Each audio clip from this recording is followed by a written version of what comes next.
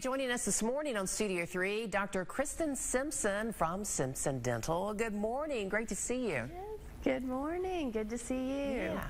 Well, today we're talking about dental Mythbusters. So talk about these. Yes. Well, there can be lots of things that come across the lay media with trends in oral hygiene. So I thought I would address some that you might have seen. And one is about rinsing with apple cider vinegar to help with a toothache.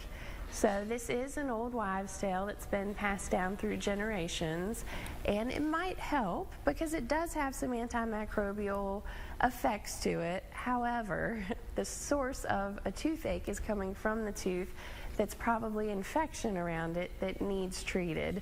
So either that tooth will need maybe a root canal or taken out if it is infected.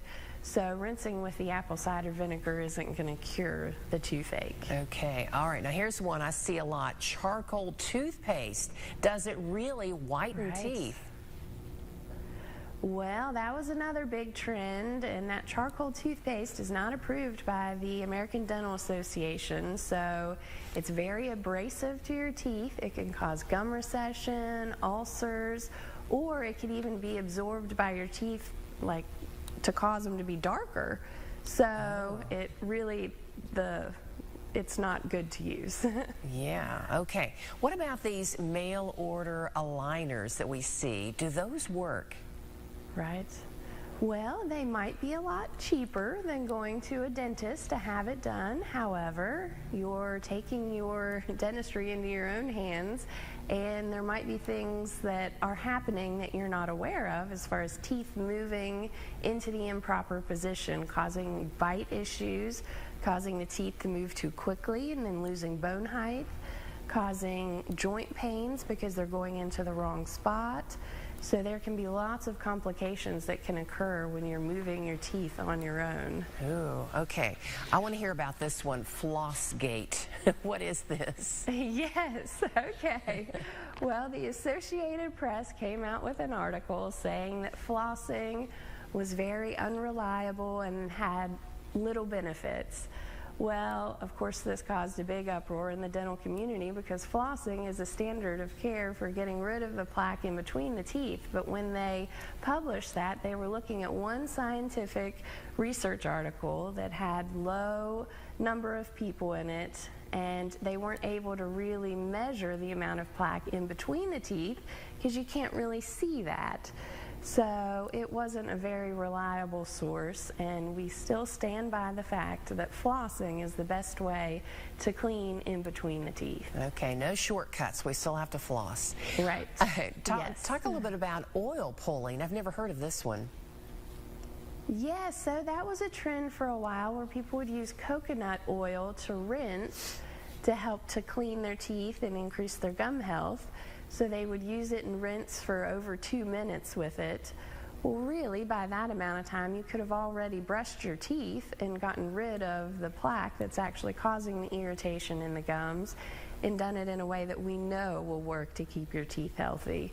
So brushing is still the best way to use that mechanical action to get rid of the plaque along the gum lines. Okay, what about the myths surrounding fruit juice and diet drinks? Well, you know, people think that's healthier because it's a fruit juice or it's diet. It doesn't have all the sugar, but they're still very acidic and they still cause a change of pH in your mouth. And fruit juices actually have a lot of sugar in them. So you definitely don't want to be drinking those throughout the day, sipping them constantly, because that's what will lead to a lot of cavities along the gum line. So making sure you're just drinking them with meals is the best way to do it. Okay, so does brushing your teeth harder clean them better? No, it doesn't.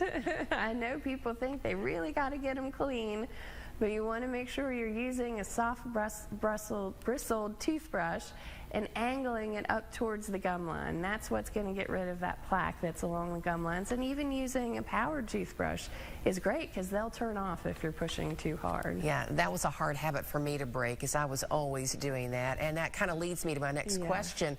Are bleeding gums normal? You know, we hear that from patients. They'll say, oh, my gums always bleed. Yeah. Well, if something's bleeding, that's not normal. I mean, nothing else on your body just bleeds when you clean it. So if your gums are bleeding, that means you have gingivitis, which is the start of gum disease. So you do want to make sure if an area is bleeding that you're getting in there to clean it better, because it has some irritation that's causing it to bleed. All right, so tell us about your dental seminar coming up next month.